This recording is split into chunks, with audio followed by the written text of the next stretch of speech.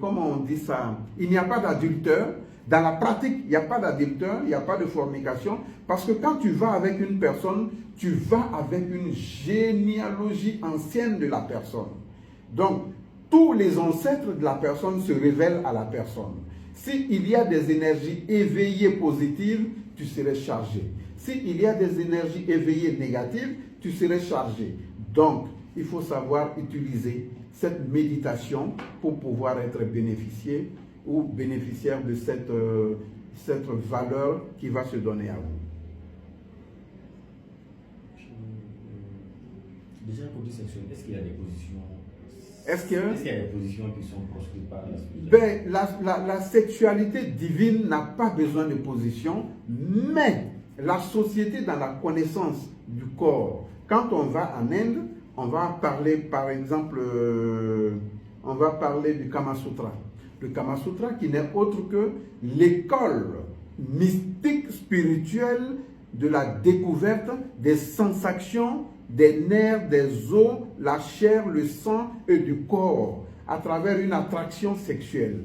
Les positions, ça va jouer. Ça va jouer parce que tout acte qu'on pose dans la sexualité équivaut à un acte qu'on pose.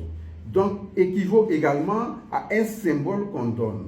Mais le plus important, c'est l'obscurité, comme je l'ai dit. Il faut aller dans l'obscurité pour pouvoir détenir les valeurs qu'on recherche mystiquement et énergétiquement. Maintenant, par contre, on peut aussi faire la sexualité dans des bougies, dans des petites flammes. Et ces flammes, si on sait les orienter, on rentre en relief avec une énergie feu et une énergie sexuelle, pour dire arc-en-cielique, pour pouvoir donner de la sensation à cette dimension de choses que nous faisons entre nous et notre être profond. Voilà. Ok, cette fois-ci, je vais aussi parler d'un sujet que vous avez abordé dans vos récentes interviews. C'est la question des femmes de nuit et maris de nuit.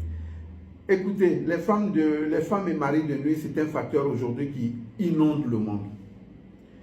Ça inonde le monde parce que les gens en font beaucoup plus de mystères non dits que des mystères dits.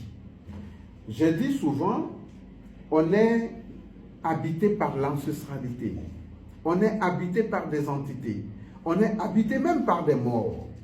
On est habité par des maladies. On est habité par des êtres étrangers.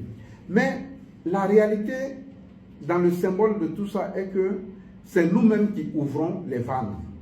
Parce que les enfants